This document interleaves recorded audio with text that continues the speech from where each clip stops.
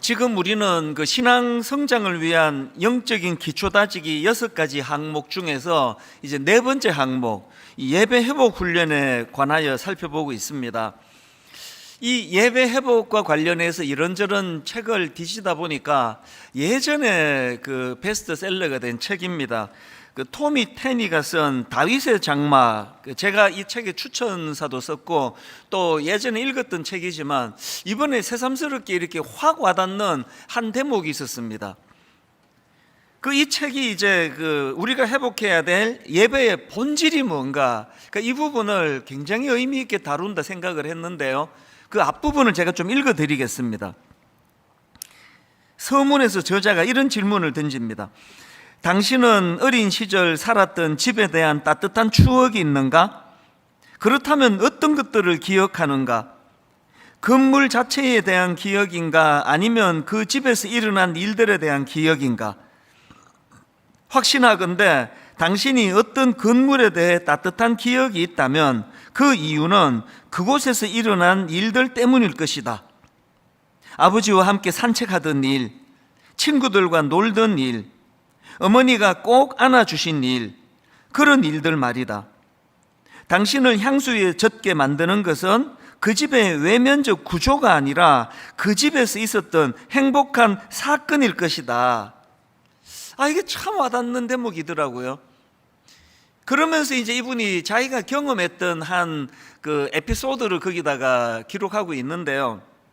한 번은 저자가 이 자기의 어린 아이들을 포함해서 이제 가족들과 함께 어린 시절에 자기가 자랐던 그 고향 집을 방문했다는 겁니다. 아마 다 경험들이 있을 겁니다. 너무 좋은 거예요. 옛날에 내가 살던 집이 그대로 있네. 이 뒤뜰에 나무도 그대로 있네. 이 나무에서 이런 일이 있었지. 너무너무 신이 나가지고 그때 이제 날씨가 막 35도가 넘는 엄청 뜨거운 날씨였대요. 그런데도 불구하고 아랑곳하지 않고 신나가지고 여기저기 다니면서 옛 추억에 젖어 그렇게 기분 좋은 기쁨의 시간을 보냈는데 그러다가 보니까 쓱 뒤를 봤더니 그 어린 애들과 그 아내 가족들이 다 따라올 줄 알았더니 아무도 없더래요. 이 사람들 어디 갔나 찾아보니까 차에서 에어컨 켜놓고 기다리고 있더라는 겁니다. 이 아버지 마음 좀 상했습니다. 그래서 이제 니들 도대체 뭐가 문제냐? 내가 더 보여주고 싶은 것이 많은데 아니 왜 차에 들어와 있냐? 그랬더니 이 아이들이 이제 하는 이야기들이 여러분 느낄 짐작 그대로입니다. 막 이렇게 이제 항변을 하는 거예요. 너무 재미가 없다는 겁니다. 그래서 이제 이런 얘기 저런 얘기 하다가 그 큰 딸이 자기 딸들을 대변해서 자녀들을 대변해서 이렇게 말하더래요. 아빠가 이 집에 의미를 두는 것은 아빠가 갖고 있는 추억들 때문이잖아요. 근데 우린 이 집에 대한 추억이 아무런 추억도 없다고요. 똑같은 일을 저도 겪었거든요. 저는 이제 경북대학교 2학년을 마치고 졸업 안 하고 미국 이민을 갔기 때문에 그 학교에 대한 추억이 늘 제 마음에 있습니다. 짧은 2년이지만 그 캠퍼스에서 제가 겪었던 기억 이런 것들이 있어가지고 이제 한 번은 우리 아이들 다 데리고 거기를 갔습니다.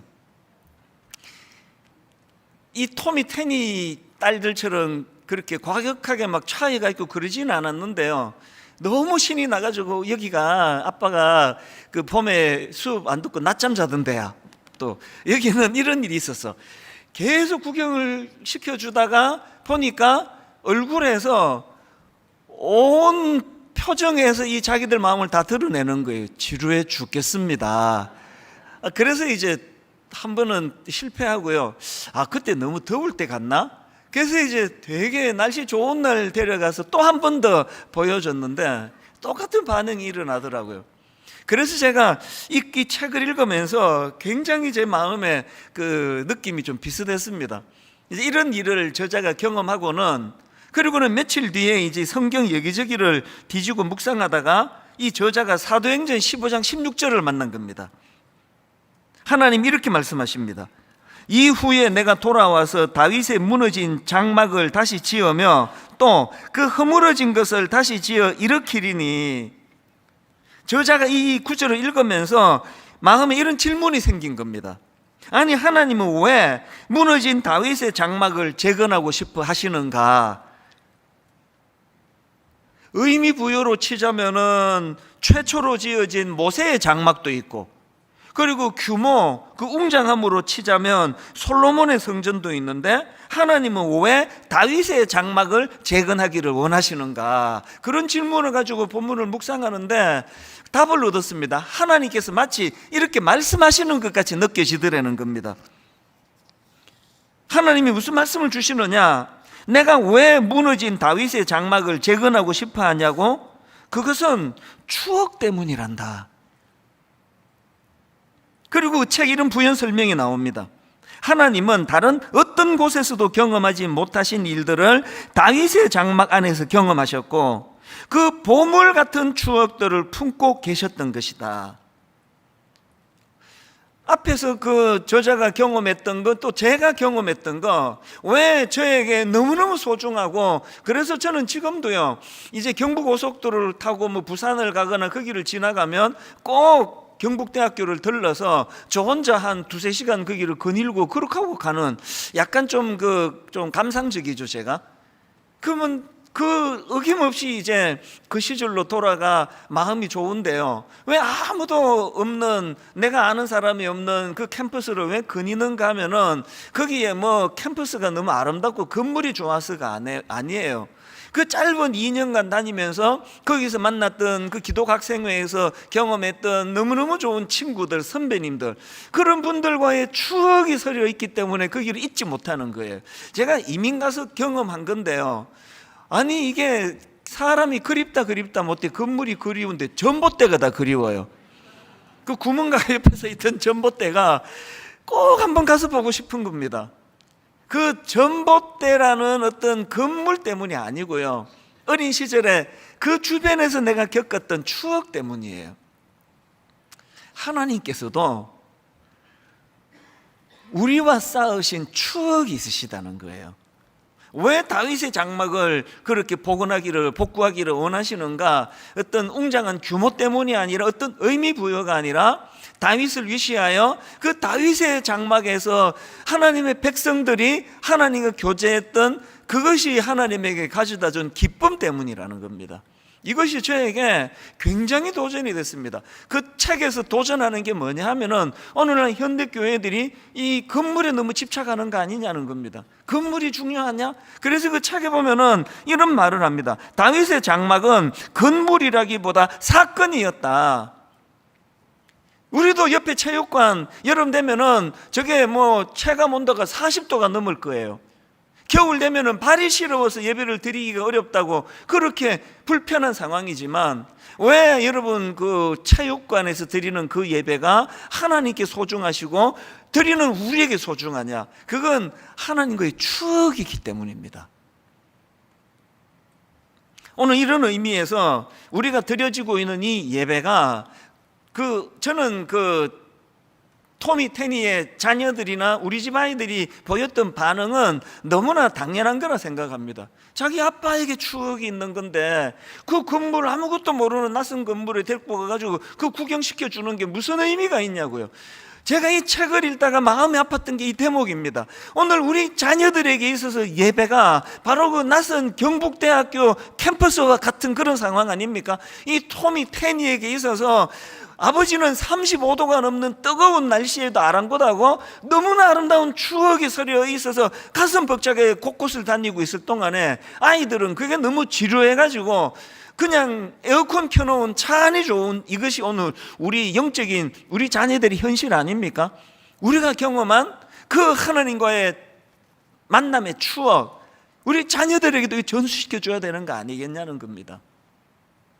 이런 점에서 저는 오늘 본문 이사야 6장에서 이사야 선지자가 경험한 하나님의 임재의 이 경험, 이것이 너무 소중한 추억일 거라는 생각을 하는 겁니다. 이사야 6장 1절입니다.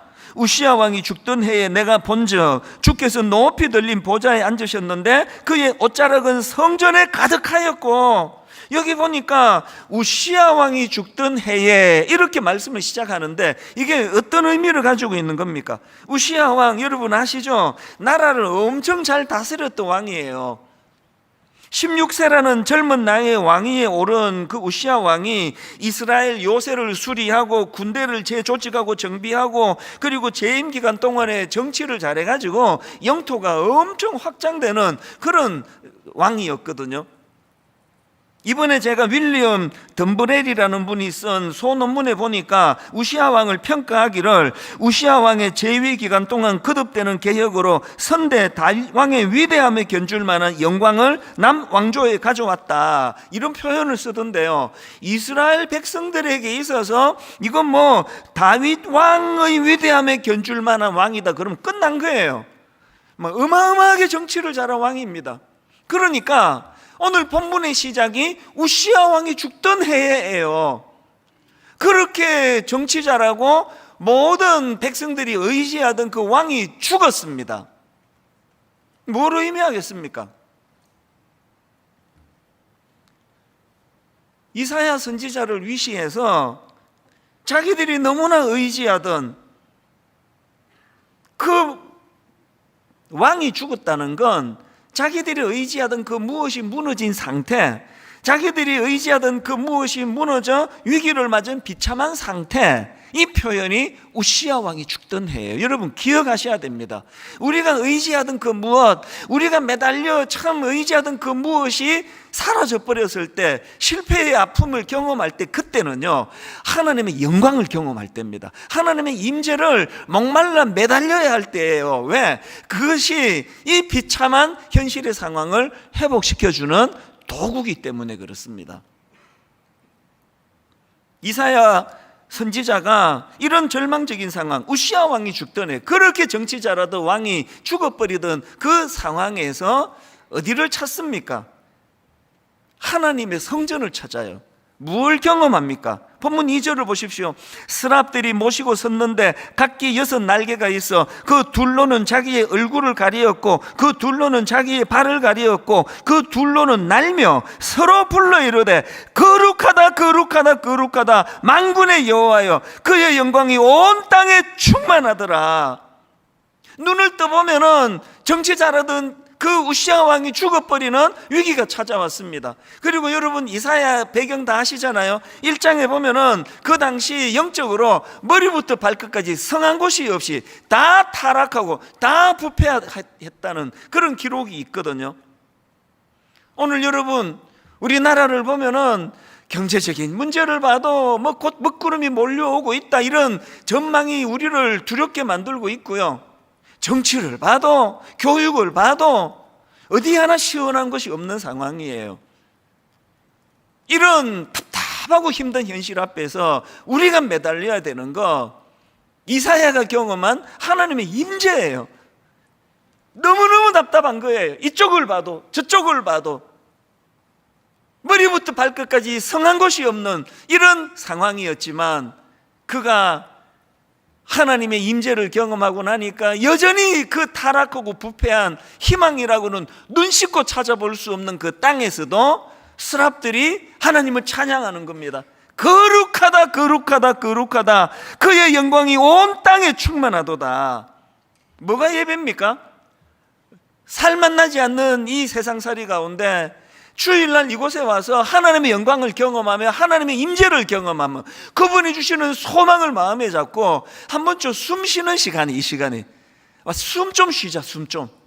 그리고 이 시간은 영적으로 재충전하는 시간입니다. 배터리가 그 핸드폰이 지금 이게 뭐 점점 이게 막대가 줄어들고 요새는 숫자로도 표현하더라고요. 이게 뭐 20% 남았네, 15% 남았네, 7% 남았네, 2% 남았네, 이게 다 끄지게 생겼네. 이러는 상황에서 함께 이 시간에 모여가지고 영적으로 충전하는 시간이에요. 영적으로 충전, 배터리 충전소가 교회입니다. 오늘 예배 가운데 고갈에 있고 여러분들 마음에 우울함이 있고 의욕이 잘 생기지 않고 다운되어 있던 모든 분들이 오늘 영적인 충전이 일어나서 예배 가운데 다시 100으로 충전이 이루어지는 영적인 충전이 이 시간 일어나게 되기를 바랍니다. 그러려면은요 마당만 밟아서 되지 않습니다.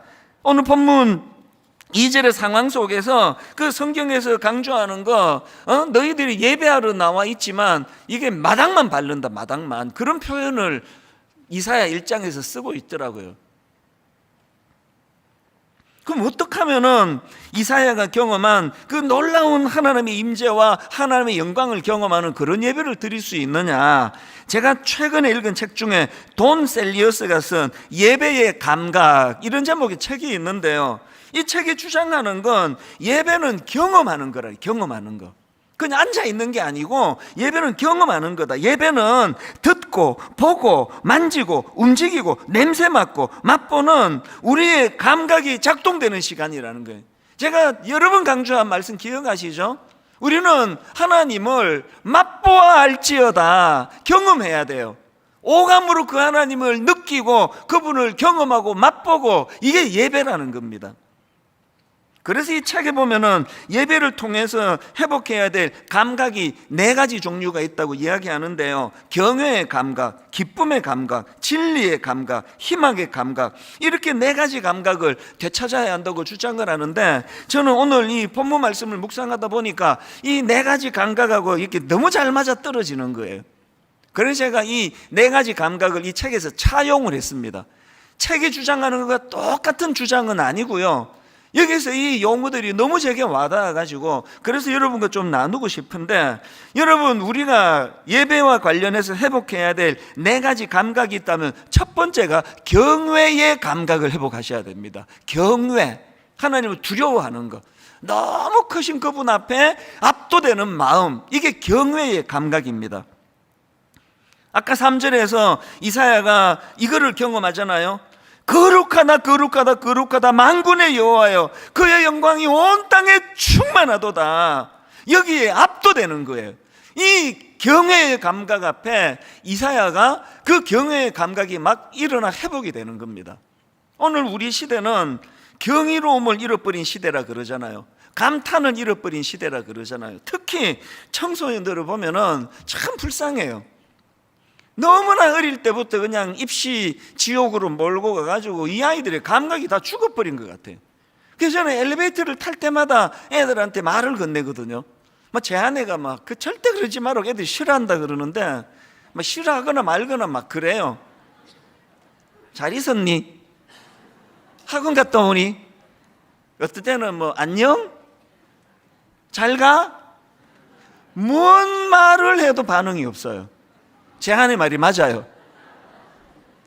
웬 아저씨가 이러는 게 너무 짜증나는 거예요. 집에 가서 말했을 거예요. 나 방금 이상한 아저씨 봤다? 굴하지 않고 계속 했는데 요새 안 해요. 저도 지쳤어요.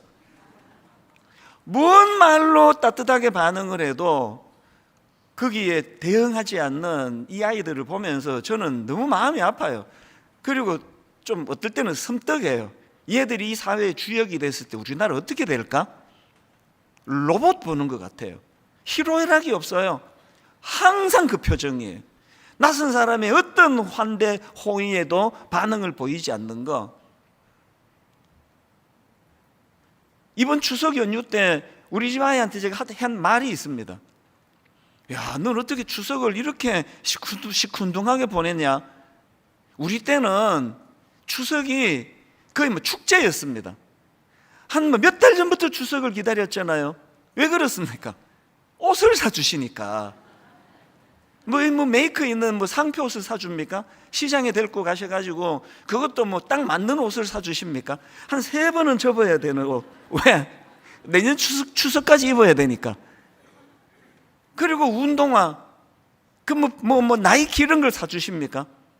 그 시장에서 그 운동화 하나 사주시는데 그 감격은 지금도 기억이 나요. 그래서 그 새 옷 입고 고무신 신고 다니다가 운동화 신으면 온 동네를 다 내 세상 같았어요. 그래서 가만히 못 있었어요. 말 타는 신용을 내면서 이랴 따그닥 따그닥 따그닥 그러면서 그 신발을 신고 온 동네를 다 헤집고 다니고 추석이 되면은 그렇게 너무 마음이 기쁨이 있었던 것 같은데, 요새 애들을 보니까 옷을 사주니 그것 갖고 감격을 합니까? 신발을 사주니 그것 갖고 좋아를 합니까? 너무 풍요로운 게 이게 문제 아닙니까?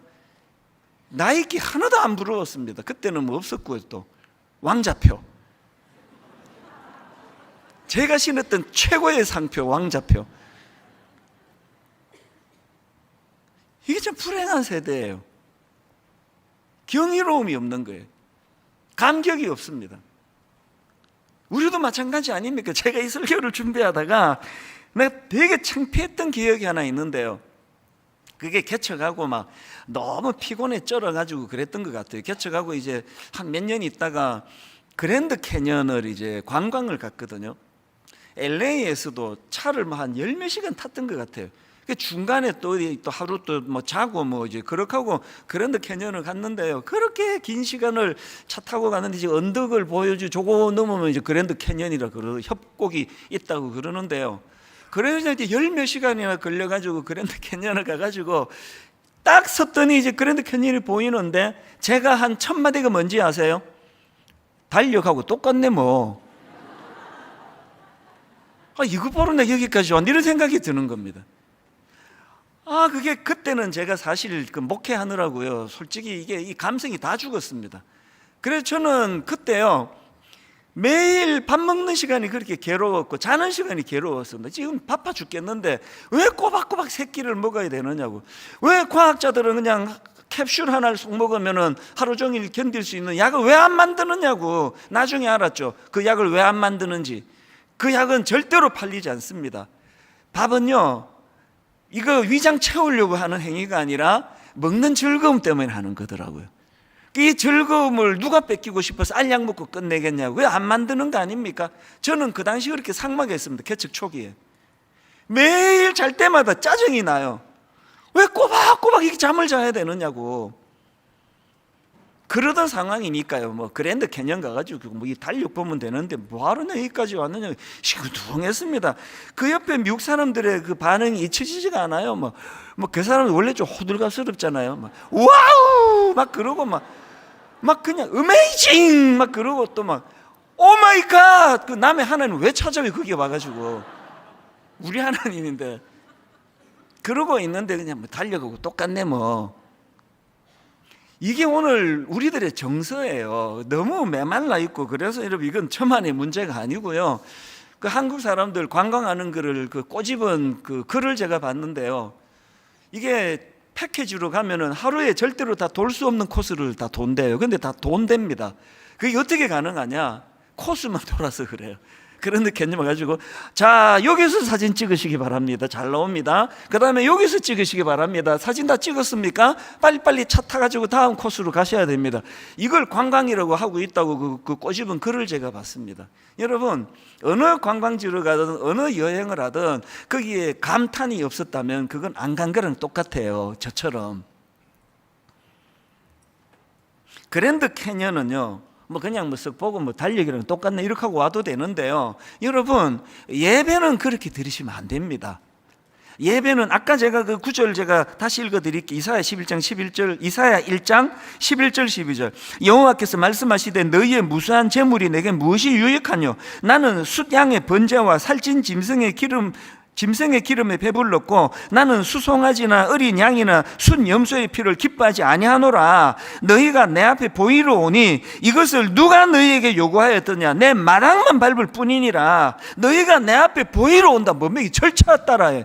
관광 사진 찍으러 가는 거 똑같은 거 아닙니까? 예배는 그러면 안 되는 거예요.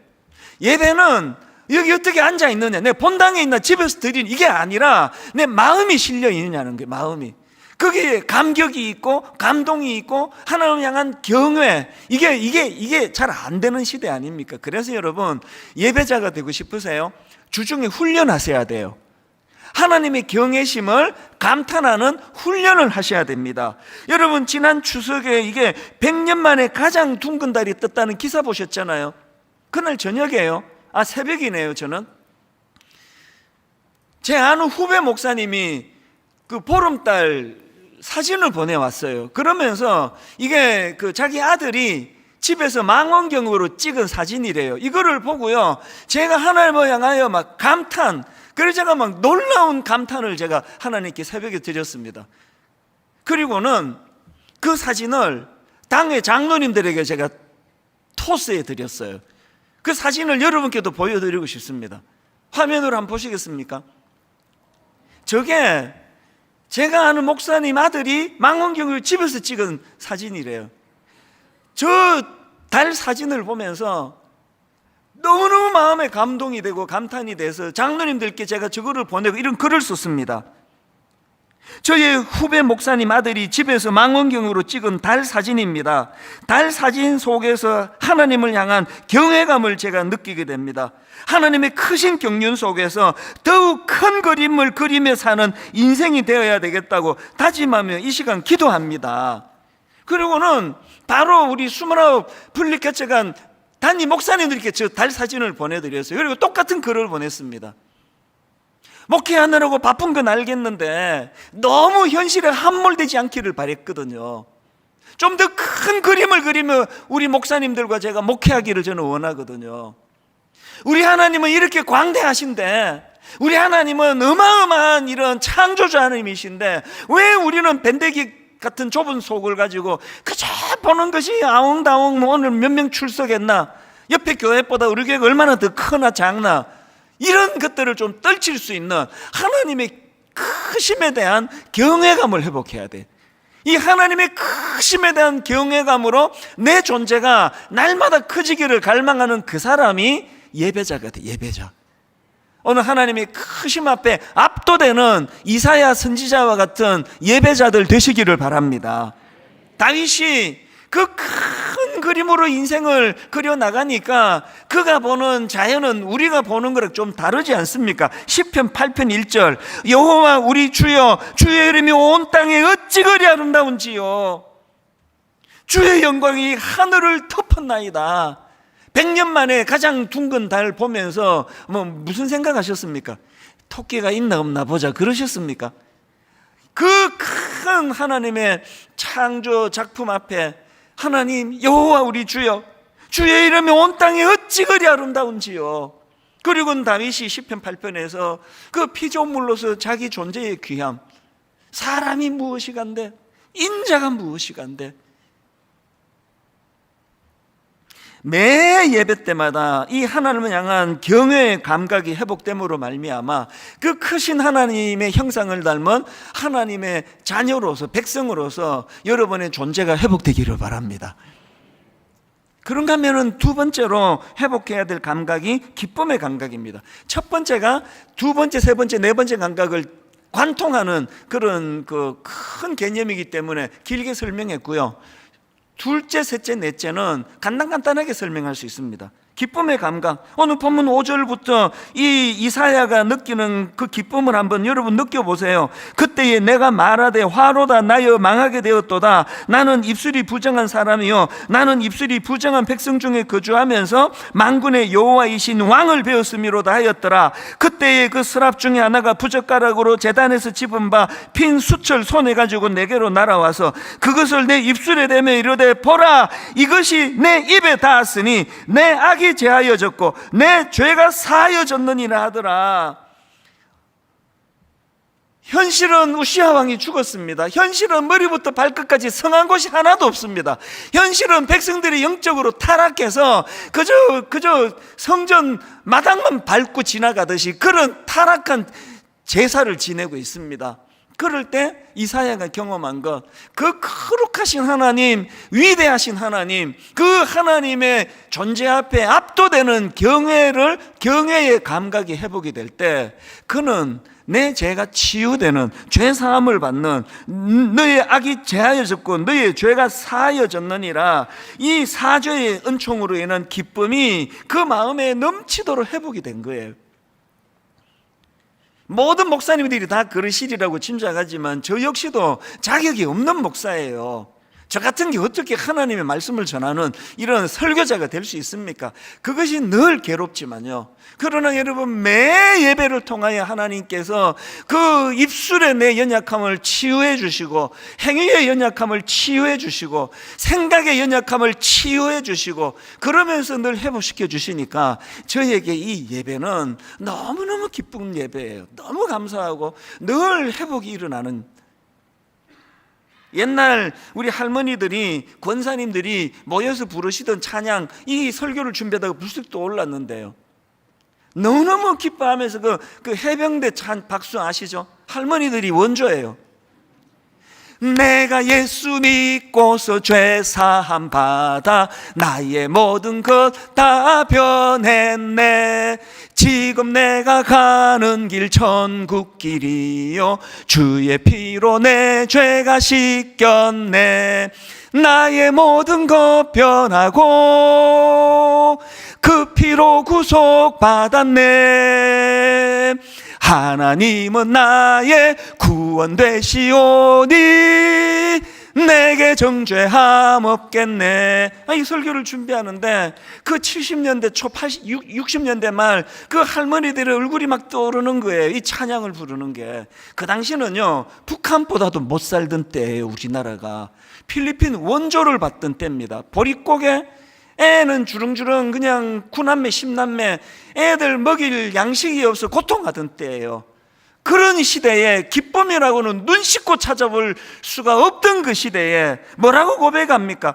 지금 내가 가는 길 천국 길이요 주의 피로 내 죄가 씻겼네. 2절에 보니까 주님 밝은 빛 되사 어둠 해치니 나의 모든 것 다 변했네. 이게 예배의 기쁨을 누리는 분들이 부를 수 있는 노래 아닙니까? 고린도후서 5장 17절에 그런즉 누구든지 그리스도 안에 있으면 새로운 피조물이라 이전 것은 지나갔으니 보라 새 것이 되었도다. 제가 지난 주일 예배의 중요함을 설교하면서 우리 아이들 갓난 애기 3살, 2살 이럴 때 재우는 거 내가 했다고. 그래서 이제 이 노래를 불러드렸잖아요. 주께와 엎드려 경배드립니다. 주 계신 곳엔 기쁨 가득. 그날 집에 갔더니요 온 아이들이 다 그 얘기를 해요. 기억이 난다는 거예요. 아빠 그 노래 내가 기억이 나요.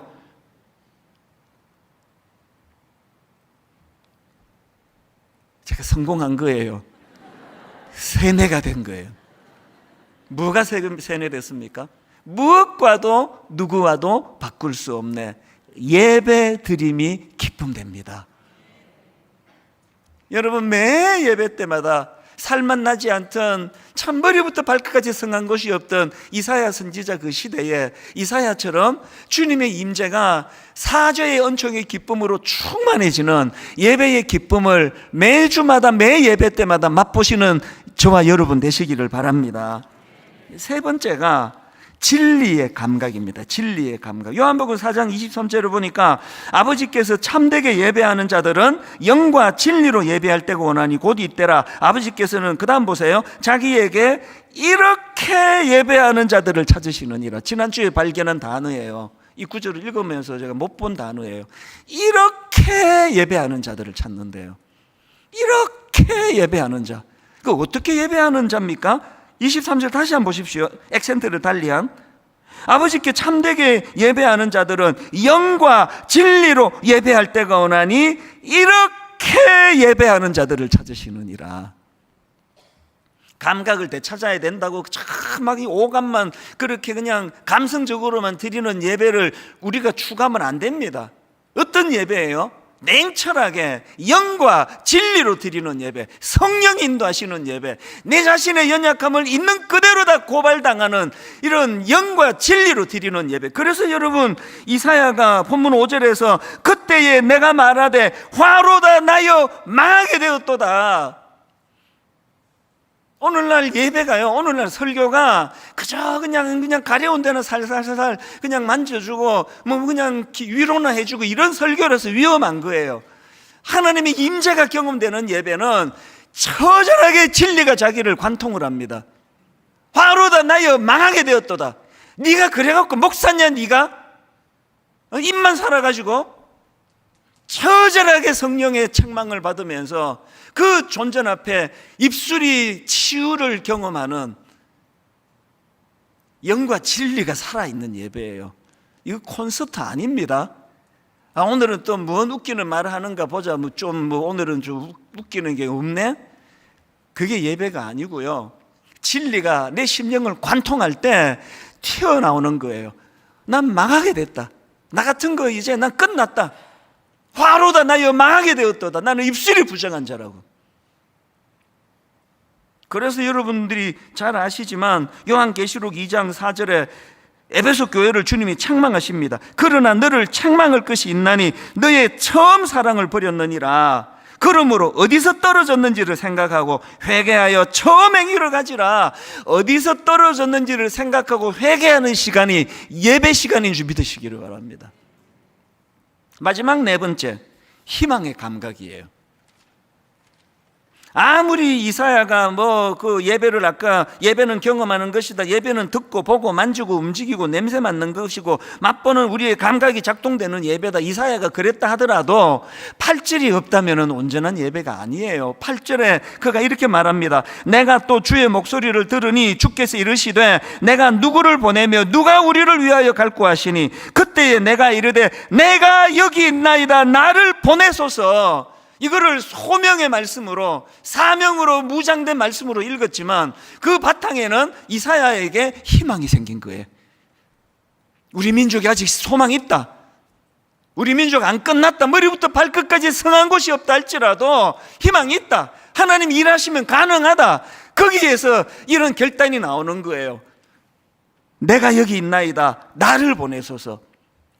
지난 주일 예배 마치고 오후부터 화요일 오전까지 내가 경험한 게 이거예요. 제가 경험한 게. 제가 지난주 말씀드렸잖아요. 1만 수도 파송 운동 이제 마무리 지을 때가 됐다고. 제가 혹시나 여기에 걸림돌이 될까봐 강제 안식년을 가지고, 그리고 1년이 지났어도 출석 5,000명 이하로 줄지 않으면 사임하겠다 그랬는데요.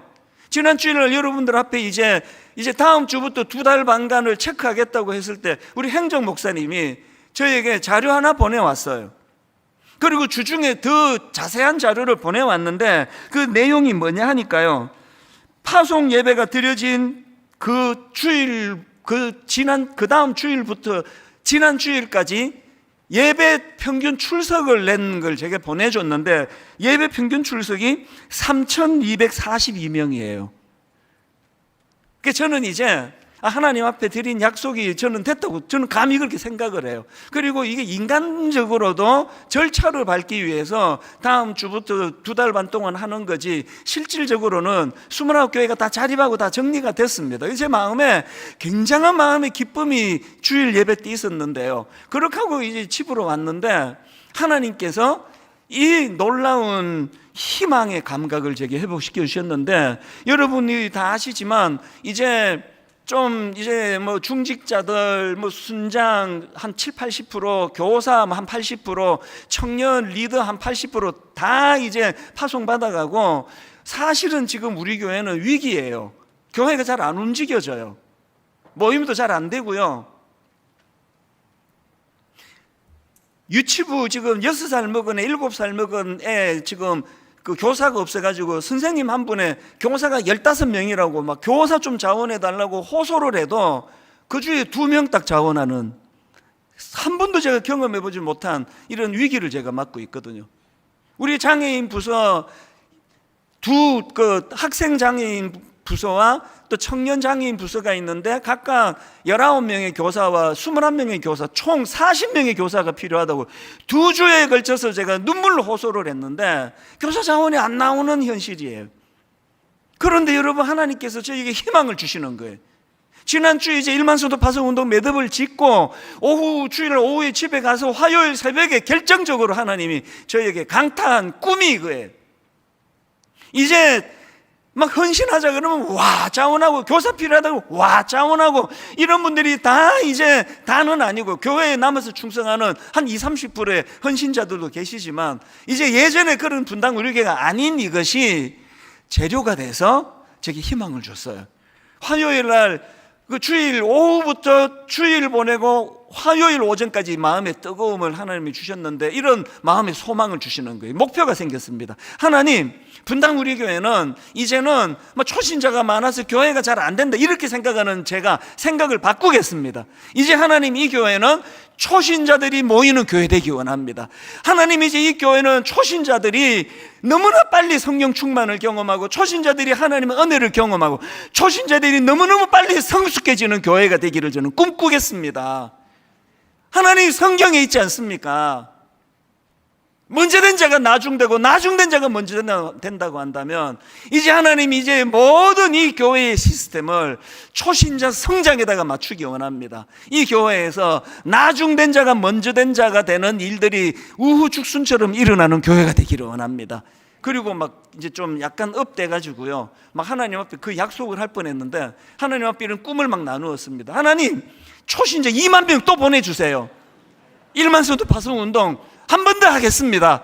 이렇게 약속은 안 드렸습니다. 여러분 너무 요새 막 여기에 놀라기 때문에 마음의 꿈을 갖게 되는 겁니다. 무슨 말씀인지 아시겠죠? 저는 지금 분당우리교회 목사니까 예배 드리고 이틀 동안에 마음의 그런 희망이 막 저를 용솟음치게 했다면 오늘 각자 여러분에게 얻어야 될, 회복해야 될 희망은 무엇입니까? 우리 가정은 이제 어려워, 회복이. 이런 상황에 놓인 분에게 이사야를 통해서 내가 여기 있나이다, 내가 한번 다시 힘내보겠습니다. 직장에서, 가정에서, 교회에서, 이런저런 삶의 현장에서 여러분 예배를 통하여 희망이 되살아나기를 바랍니다. 희망이 되살아나는데 어떻게 저 사람이 변화됐어가 아니에요. 우리 남편이 바뀌었어가 아니에요. 우리 애들이 변화되는 게 아니라 내가 여기 있나이다, 나를 보내소서. 다시 한번 힘을 얻어보겠습니다. 제가 너무 의욕이 불타는 그런 시간을 보내고 정신 차리고 보니까 지난주 월요일 날 옥하는 목사님 돌아가신 지 12주년 기념 세미나가 열리던 날이에요. 하나님이 저게 명하신 거예요. 이제 옥하는 목사님은 사명이 다 끝나 안식하고 계시고 네가 움직일 때다, 네가 일어나야 될 때다, 네가 그 바톤을 이어받아야 될 것이다. 그래서 여러분, 다다음 주부터 특별 새벽 부흥회가 시작되는데요, 다다음 주에 시작되는 특별 새벽 부흥회의 주제가 엘리사입니다. 엘리사, 엘리야와 엘리사 계승.